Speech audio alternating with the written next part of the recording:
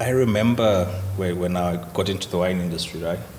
And we in class and they're teaching us to taste wine. We must smell this cranberry, raspberry, blackberry. I'm like, what's a blackberry? What's a blackcurrant? I've never seen a blackcurrant leaf.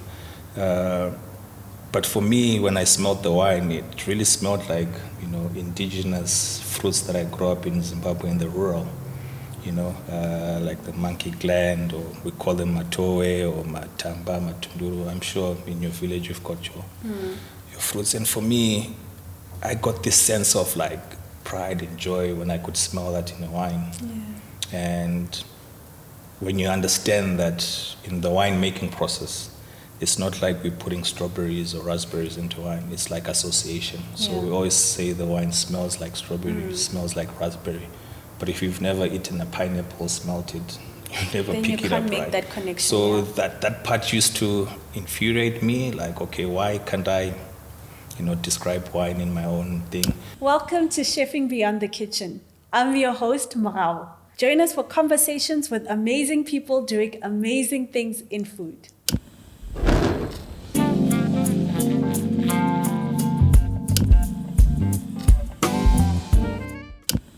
Welcome back to Chefing Beyond the Kitchen, and today I'm excited to be chatting to the amazing Tinashe. Thank you so much for joining us today. It's a pleasure. Thank you for having me. Thank you. So before we get into the actual conversation, I'm going to ask you a few icebreakers just to get us in the mood.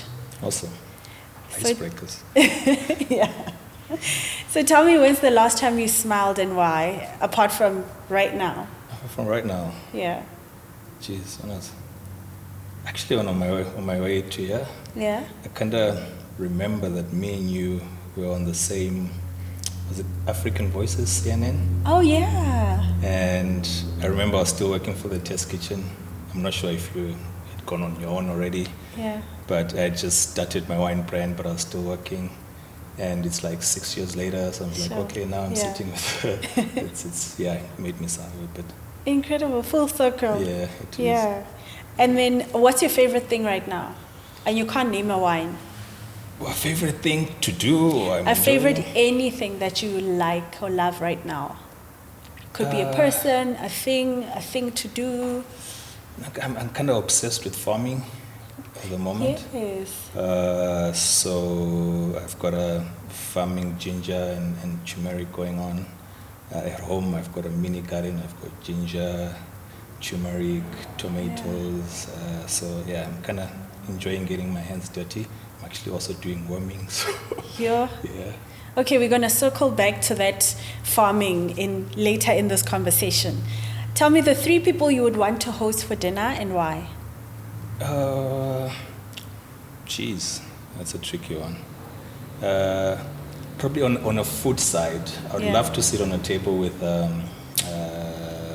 Francis Malman, the Argentinian chef who likes to cook on fire. And so it was one of my favorite episodes because it resonated with me. It's just like old school cooking.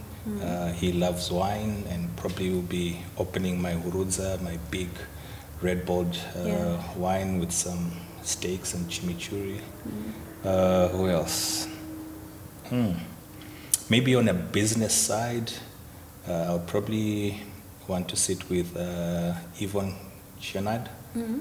He's the guy who started the Patagonia, the clothing brand. Yeah. And he was like an extremist. He's still an extremist. And I just love his business sense that, takes care of the environment. And I think a few years ago, he donated all his company to charity. Sure. And so I think on a business philosophy, probably want to learn a lot from him over a dinner table, drinking some flame lily from my own stable. Yeah.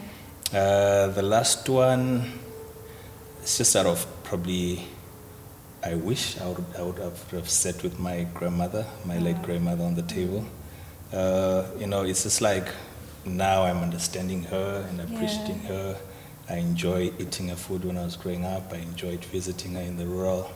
And it would be good to share a glass of bubbly with her. And which bubbly would you share with her? Oh man, I'm champagne. I'm all the way Champagne Bollinger or maybe a Taittinger. Nice. Hopefully she would enjoy it as well. She didn't drink, but I'll probably force her to have a glass. Introduce her to it, yeah. That would be so cute. So on to the why of today, why you're here. You're such an incredible person who's done such amazing work. But for those that don't know, tell me what exactly is it that you do, and how did you come to be a sommelier? Well, now if I have to say what I do, I'm full-on business entrepreneur. But probably the career that brought me on this path was sommelier, as you mentioned. So a sommelier is pretty much a wine waiter. You know, someone who's knowledgeable about wine, works in a restaurant, designs the wine list, trains the staff, comes up with the food and wine pairing. So I always called myself the intoxicator when I was still working the restaurant floor. Yeah. And how I got into it was just by fate and probably a calling, you know. So I was born in Zimbabwe and I grew up in Zim. So I left Zimbabwe 2008 when the economy was bad. Well, it hasn't got better, but it was worse then. So I arrived in Cape Town, no job, just a bunch of certificates and all. And so the first place I got to work for proper work was a bakery first for 3 months. Then I realized there wasn't money. Then I worked, I got a job at the newly opening Rounders restaurant in Camps Bay. Obviously I didn't have any restaurant experience, not even wine experience. But I was fortunate that they were teaching people like me who didn't have an experience. Yeah. And during that teaching, that's where I kind of, first of all, was learning wine to make money in a restaurant, to be honest. But then when you start traveling and you start visiting the vineyards in Stellenbosch, you get inspiration. And I said, you know what, this might be a career. Then I worked there for a few months. Then I got a job at the One and Only in Cape Town as a wine waiter. And yeah, there was a wine team there, sommeliers, wine director. So I kind of saw a career progression that I didn't know. But in the meantime, because of my, bringing up, you have to have a degree, education. By that point, I was also doing accounting science, BCom through UNISA. But then a few years down the line, I'm at One and Only, gaining experience, enjoying wine. Yeah, I kind of dropped out of accounting and started concentrating on the wine. I got my Cape Wine diploma. I was doing WSET courses. Then I left the One and Only, went to KZN to work at the Oyster Box as the head sommelier. I spent a year and a half there working with Indian cuisine. And during that time, came back to Cape Town 2015. I joined the Test Kitchen restaurant, Lookdale Roberts. And yeah, I think that's where everything just accelerates and I become confident. I'm working in the best restaurant in the country, one of the best restaurants in the world, an amazing chef. And you're working in an environment where there's a lot of creatives. There was from head chef to sous chef, everyone was just so creative. On their A game also. On the A game, and there, you can easily get noticed if you're slacking. So I enjoyed my time there working with Luke, and I think in my first year at the restaurant, I'd won the Best Wine Service Award, 2016 Eat Out Awards, and the restaurant had won it in 5 years of being the best restaurant.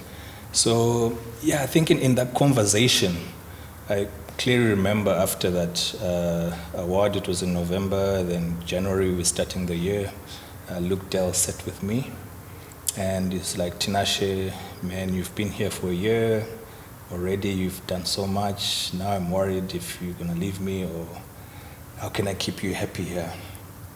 At that time I'd been toying around with possibility of starting my own wine brand. And I just said, you know what, there's a course at UCT, Wine Business Management. I'd love to learn about the business of wine. He paid for me, and I kind of went there just to get knowledge, But it kind of, during that time, I remember when I was in Durban. Durban is a very quiet place in terms of wine.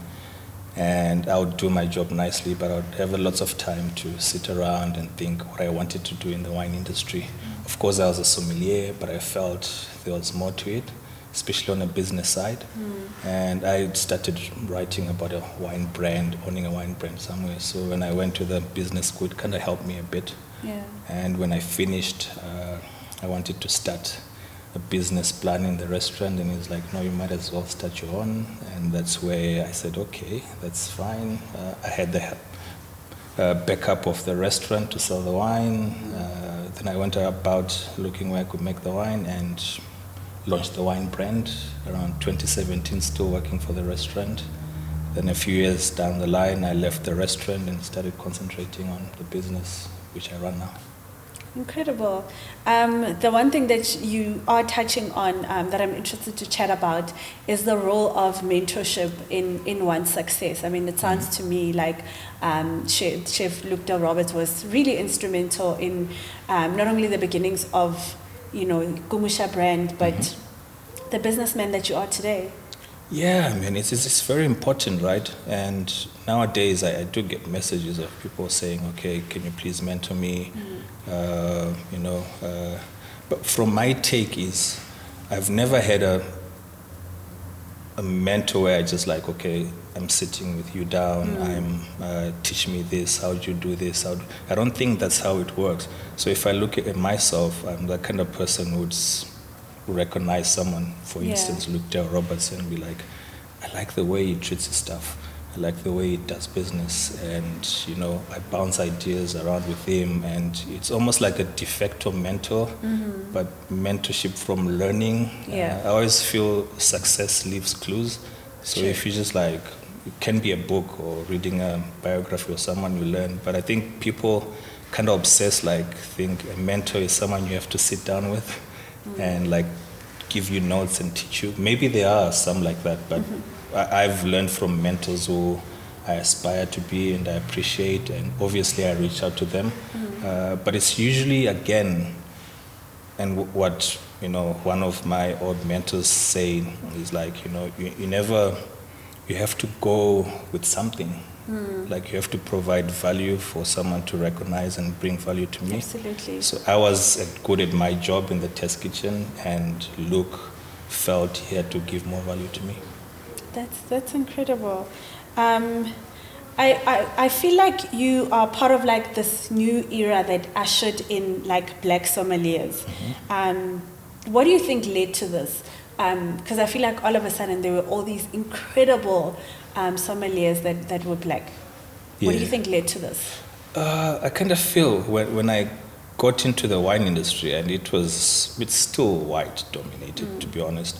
But when I got in, I kind of thought I was the first kind of people. I knew a couple of friends, but to be honest, I would really have to mention the guys who pioneered, guys like Eric Botha, Lou Fontezo, who else was there?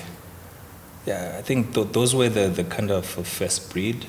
I worked under Luvo, I worked under Eric, and it's guys that I admired and be like, but then it was just, I think, it was more of, in my view, more of decorating, and they were getting what I call front pages because the white industry wanted to validate, no, we've got blacks in there. So I kind of felt that fame kind of damaged some of the guys who pioneered.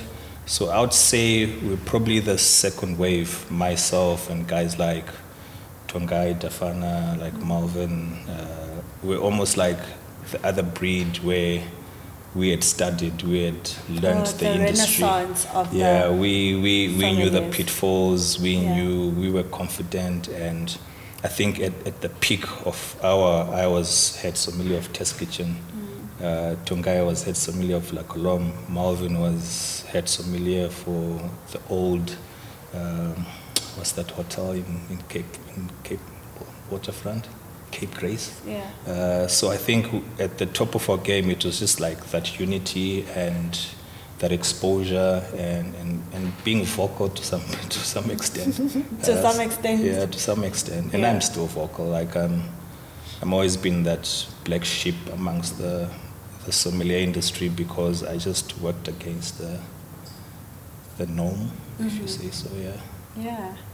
And then tell me about when you decided now you're going to start your own brand, Kumusha Wines. I see we have a bottle there. Yeah. Why was it important to you to create your own wine?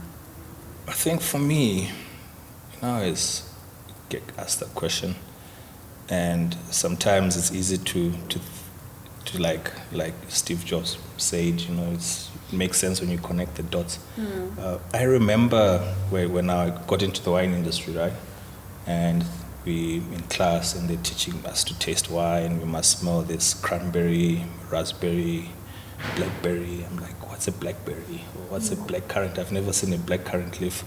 But for me, when I smelled the wine, it really smelled like, indigenous fruits that I grew up in Zimbabwe in the rural, like the monkey gland, or we call them matoe or matamba, matunduru. I'm sure in your village you've got your fruits. And for me, I got this sense of like pride and joy when I could smell that in a wine. Yeah. And when you understand that in the wine making process, it's not like we're putting strawberries or raspberries into wine. It's like association. So we always say the wine smells like strawberry, smells like raspberry. But if you've never eaten a pineapple, smelt it, you never then pick you it can't up make right. that connection. So that part used to infuriate me. Like, okay, why can't I, describe wine in my own thing? Yeah. And by that time, we had a wine tasting group of Zimbabweans, and we used to have fun, picking up these aromas and taste. And it always stuck with me. But obviously, when you're still a student, you can't really challenge the norm and like, why are you not doing this? So by the time I was at the test kitchen and feeling like I've got authority, I'd proved myself. I was a good taster, good at my job, and I was good at communicating wine. I said, you know what, I want to come up with a wine brand that resonates with my culture, my history, my origins, my food, I would be serving foie gras in the test kitchen, but at home I'm eating mohudu with pub and still enjoying my wine. Yeah. But it was frowned upon. So I just wanted to link that lifestyle and wine to my culture and upbringing. So that's why Kumusha came. And the name Kumusha means your home, your roots, your origins. And I just felt, it just stuck with me. I didn't know. It just stuck with me. So that was the whole idea behind the wine brand. And obviously, like I said, part of my learning at the wine business school almost helped me, seeing how you actually structure the business. Yeah. But the idea behind the brand was just like I said, being a rebel. You can't tell me to pick up peach and sunflower. I want to pick up these indigenous fruits that I know. I love that. I truly love the story behind the brand. Now, speaking of business, where can we find the wine? Because we need the people to go in the shops and actually buy the wines. It's maybe you're gonna ask me later, but part of the struggle with business, especially if it's young business and a business like mine, which is lifestyle, I'm sitting with layers of pallets of wine at the warehouse, but how do I get it to someone in Limpopo? How do I get it to someone? So it's difficult to explain, but it's one of the biggest challenges I've had in my business. Like, man, it's so frustrating. I've got these wines here. How do I get it there? You're knocking on retailers and they don't open the doors. But at the moment, if you're in Johannesburg, you can get the wine at Norman Goodfellows. In Cape Town, Norman Goodfellows, as well as Spa Tops. Fingers crossed by probably, we're in April? We're in April. Hopefully by end of May, the wines will be available in Checkers. So by the time the episode comes out, hopefully. Yeah, hopefully. So I think after my business is about 7 years old. So this is the first time I'm getting in a major national retail, which makes it much more simpler for people to access the wine. Yeah, because we need for people to actually access the wine, taste it and love it. And make it a stable. Beautiful wine, by the way. It's delicious. It's doing well. besides here, I export to the US, to about 30 states in the US. I export Amazing. to Zimbabwe, we're in Botswana, we're in Lesotho, we're in Eswatini, we're in Kenya, we're in Ghana, Holland, Sweden, Denmark, Taiwan. Sure. So it's going far. It's global. It's global. It really UK. is. It really is. So tell us, what wine should we all be drinking now? What's the wine that excites you right now? Man, I'm so open to wine, you know. I never limit myself to certain styles, certain fades. I just enjoy wine, and funny enough, I rarely drink my own wine because it's just like, it's you. How often do you eat your food you cook? You know, it's like the joy is in preparing and getting the wines. So once I bottle it, I'm like, okay, you guys can judge. So I enjoy drinking friends' wine. And I think for me, it has to be either the mood or the weather. Now we're going into winter. I always, opening the reds. I always like to drink mature wines, you know. So if I'm drinking reds now, probably from 2017 vintage going back. I love mature wines. And if it were to be white wines now, probably drinking white blends, wooded whites. So yeah, I think for me it's personal, like whatever the mood is calling for. Okay, maybe let me ask it this way. It's Sunday, and in South Africa we love 7 colors. So there's rice on that plate, there's chakalaka, there's maybe a curry or a stew, there's butternut mash and a creamy spinach. What do you pair that with? That's my favorite meal, by the way, as well. And I think if I were to pick a white, I would go Seshoene. Look how colorful that is. Yeah. Sunshine in a bottle, matching the colors on the plate. Nice, happy. And I think Seshoene has that lovely acidity with the creamy spinach. It's got the ripeness for the chakalaka. Especially if it's a bit wooded as well, pairs well with the meat. If it were to be a red, it's a South African meal. Why not go with South African varietal? So probably a pinotage. And I like my pinotage slightly wooded, not heavy, more fresh. So I would pick a Seshoene and a pinotage for that meal. And then if we're having dessert, it's a malva pudding, very sweet. Very sweet. What do we pair that with? Jeez, I've got a sweet tooth, and malva is one of my favorite. And I generally like sweet wines, to be honest. And it's quite sad that they're not as popular or people don't drink them at all. But there are a lot of noble late harvest, we call them, in the country. I know of Ken Forrester, Malderbosch as one. Then you have the most famous sweet wine in South Africa, Klein Constantia Vinda Constance. But you're having 50 ml on that. But that's what I can recommend. For myself, I'll probably be having malva pudding with a glass of brandy. Oh, nice. So you wear many hats in your business, obviously, because you have to. You find yourself being almost everything in the business. How do you achieve work-life balance? Do you have work-life balance? Do you ever rest? Nah, that's and what does that rest look like? And I don't think if you're an entrepreneur, you have that work-life balance. I just feel then you won't achieve anything, because I feel, and that's the other way, like you asked this question, I feel people now glorify entrepreneurship and this business thing, but there is some sacrifices to it. Lots. And usually, if you're not selfish with your time, you'll never be a successful entrepreneur. So if you're selfish with your time, you're taking time from your kids, from your partner, from friends, and that comes at a high cost. So I think I'm yet to find that balance. It's at this moment, it's all over the place.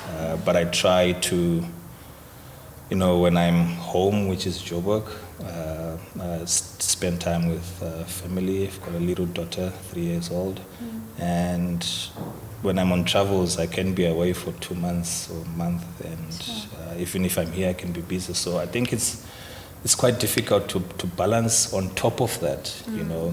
I think us is not about the physical work, but the brain and the mind.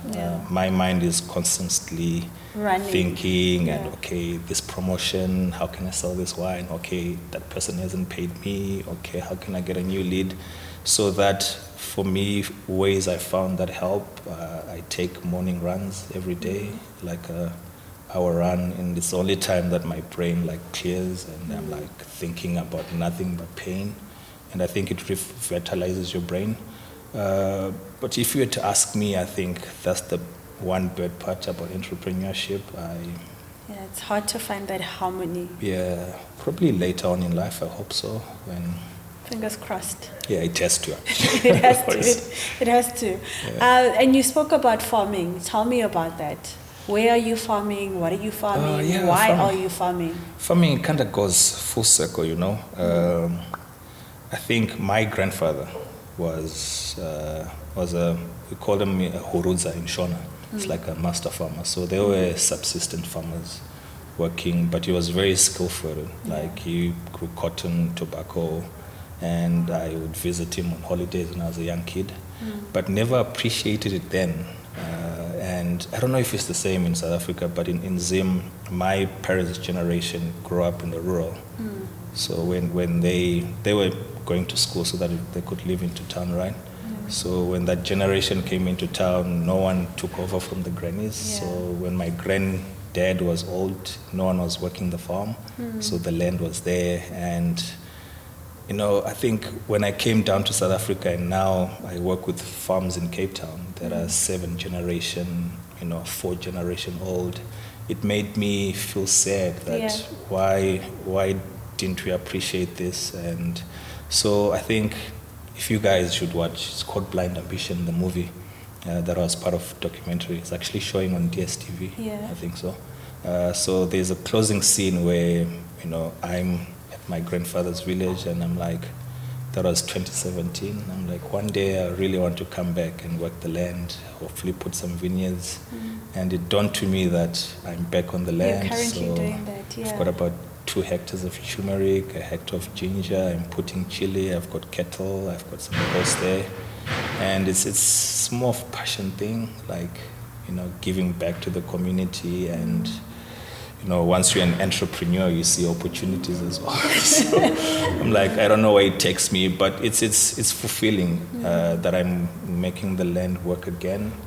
And there's the conversation of land is everywhere in Africa, right? And I think for some of us with idle land, you can start there before you go to the commercial farm. So I'm really enjoying it. I think wine is farming, so it's part of it. And also, hopefully I can open up a restaurant, hopefully before end of year. I've got the concepts already and what I want to do with it. So I think it's exciting. I'm at a time where, you know, I've built my wine brand where it is that it can manage itself, and I'm starting to explore quite a lot of things. I'm also farming coffee back in Zimbabwe, so I'm roasting in Zimbabwe, selling it in Zimbabwe, and it's something that I'm giving back to the community. So if you were to ask me, one thing I liked about the switch from, you know, being employed and doing stuff for myself is it's actually time. Owning your time. Get to do stuff that I love without worrying about going to work. That's amazing. I love that you're doing what you're doing back in Zimbabwe, and I look forward to coming to your restaurant. Yeah, probably we should do a pop-up. Yes. I look forward to that. Yeah. And for someone that's listening, they also have a passion for wines. They're young, and they would like to get into the industry but have no idea where to even start. How would you say they should start? I think the best place to start is working in a restaurant. You know, if you've got experience or just work in a restaurant. You might not want to be a sommelier and work in a restaurant. And I always say, you know, I get a lot of these questions in my inbox, and I say, okay, you look at Tinashe, who's got a wine brand, and not all of us are going to have a wine brand and be successful. Look at the wine value chain. You can be a winemaker, you can be a brand owner like myself, you can be in wine marketing, you can be in wine branding, you can be in wine writing, you can be in wine business, distribution, retail. But I think for that, you gotta work in a restaurant or in a wine farm and start, you have to start somewhere. Start somewhere, and for me, I think it's easy to say because I'm in this position, but I honestly feel like everyone is under pressure to do business or start something, of which I don't feel it's for everyone, right? Sure. You can be a good professional, can be a good chef, open one restaurant and just operate that. Or you can be good at working at a big company, being the wine brand manager. So I kind of feel like, look into yourself. If you're an entrepreneur, go on the journey. If you're not, don't try to go on it. Yeah. True. Now, your name has been synonymous with like excellence and exceptional quality. Tell me about that moment that you just knew. In this moment, you knew that, okay, I am a big deal. I am, or at least I am a master at what I do. I do it and I do it well. I think my time at the test kitchen kind of solidified that, man, you're good. Because, I remember I joined the test kitchen and I wasn't like on top, like the name wasn't, but when I joined the restaurant, there was a lot of, like I said, it was a competitive space. Yeah. Some people working there also wanted the position. So I remember doing this wine pairing. And for me, I was like, this is the best wine pairing I've done. But for some reason, the guests weren't understanding it, and it was getting like, the wine was getting back, people complaining, and the staff weren't so sold on it. Yeah, so now they were doubting me until one of the managers had the guts and say, Chef, look, you know what, I think you need to look into this thing. Tinashe, I'm not sure if he's doing the right thing. But I remember Luke say, Tinashe, I'm preparing that dish. Can you bring the wines you're pairing with this? And I'm like sweating in my pressure. He made the dish. I gave him the wine, and he was like, wow, this is one of the best pairings I ever had. And everyone was around. Amazing. And everyone was like, but chef, people like, you're not explaining it well. This is thought-provoking. You should tell them to enjoy this and this and this. And for me, it just changed that whole moment was like, man, I'm the big deal. And from that on, the guys trusted me, and man, I had probably the best time of my life was at the test kitchen, because I just learned confidence, speaking, and obviously then working in the test kitchen and winning awards kind of puts you on a pedestal. And I think in that moment, that's where I realized, man, I'm the big deal. And everything just started to come up. But I've always been an ambitious boy. I'm a guy who likes to journal. And I've got journals going back to 2007 where I'm saying, man, I want to run my business. I don't know yet, but this is what I want to do. So I truly believe I was always on that. But that moment in 2015, just around that solidified time, it. And I was around 30 years as well. I had my fun. 30 starting to figure out life. So I think, that moment sticks out. Oh, incredible. And I mean, we talk about all of these amazing moments that are sweet and happy. The awards are obviously incredible, but there must have been real challenges along the way. Tell me about those. Yeah, I think the first challenge was, during my work days, and I've got this dislike for authority. Which is good if you manage it. But and I've always had, in my work of life, either managers hate on me, fellow staff feel intimidated. So my work life has been challenging. Wasn't so nice, man. It was terrible. And I think that was one sign for me that I was not meant to work. You know, work was part of preparing me. So that was one of the biggest challenges, I think. That should be looked into very, very much. Yeah. But then on, you know, when I decided to go on the wine and entrepreneur journey, you're thinking wine is gonna fly and sell like biscuits, right? Then you realize, man, it's not that simple. Oh, man, like I was telling earlier, distribution, you have to get into retail. It's not easy, and you know, building a business, especially scaling, like what I've gone through. You know, you cash flow, and you always read it in books, but you never. Once you experience it, then you know it's. You know. So yeah, man, depression because you know things are not working well. You're not making money, and yeah, you just need someone supportive to help you around, people to talk to, and like I was saying, also you know it's a lonely journey. So when things are not going well, no one understands you, right? So it's just like overcoming that process has been the hardest. I'm not out of the woods yet, but yeah, it's something that I don't wish any person on. It's horrible, but like I said, it's rewarding in the end.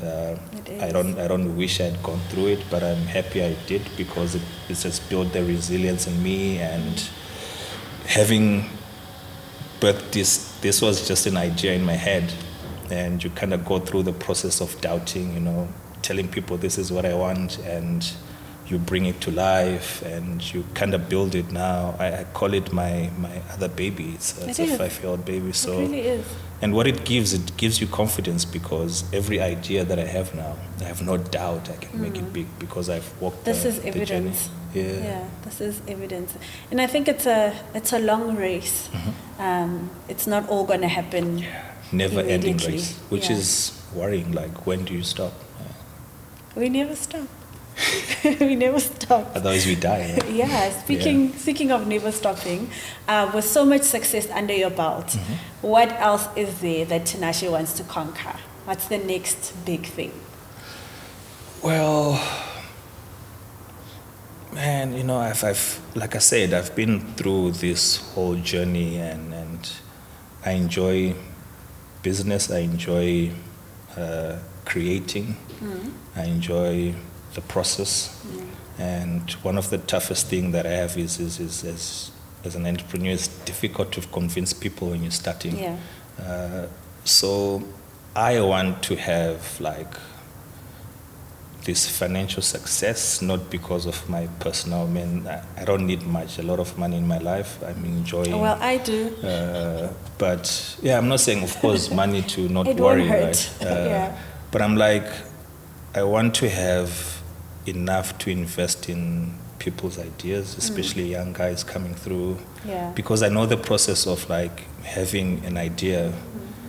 And obviously people say money doesn't stop a good idea, but I've gone through that without investment, without that, but I think it could have been easier if there was someone was like, you know, I kind of like this idea, I've got some funds here, I don't mind if I lose anything, so I want to be in that position. Financial success also validates the idea. Yeah, so yeah, I've got a lot of ideas that I want, which are scary and big, but deep down it's just like I want to help budding entrepreneurs. I want to help all those, you know, guys who were told they're not good enough because they're not acing it in school, because that's one of the challenge. I wasn't an A student. I struggled in school because of concentration, not because I was dull, but the fact that, you know, I was being taught stuff that I don't even use now. Yeah. And I wasn't an academic per se. You know, there are guys who like academics and fighting for the PhDs and the degrees, but I don't think the system now accommodates everyone. People like us who we don't want to be. You know, I'm not a graduate. I don't have any graduate certificate, but I think there's another path for us that's not mapped. So for me, if I can help in that area, I think that will be my fulfillment. Yeah. Amazing. Thank you so much, Tinashe, for your time. You are always such great inspiration, and we can't wait to see what else you will do. Awesome. Thank you for having me. It's been a good chat. Also an inspiration to me. So Thank maybe you. on that book that I'm busy writing down the pages since you have the experience. So Please, I'm always here to help. awesome. Always here to help. And thank you so much for tuning in, and we'll see you on the next episode. This has been Chefing Beyond the Kitchen. Hope you enjoyed this conversation. Please remember to like, comment, and subscribe. I'll see you on the next one.